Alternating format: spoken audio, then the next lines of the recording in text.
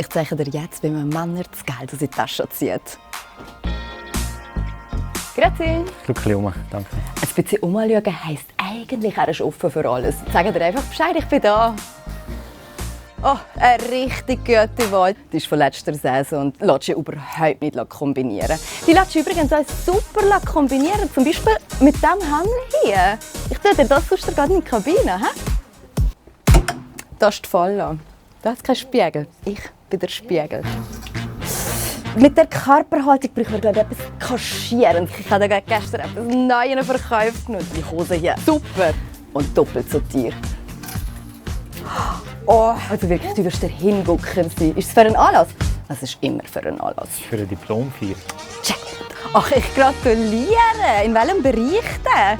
Ach, hier hängen noch etwas. Wow, das kann ich super gut. Und hier haben wir ein Hemd 100% Baumwolle. Trend vor der Saison. Hier. Ach, komm doch schnell mit hier vorne. Voilà, merci, schönen Abend.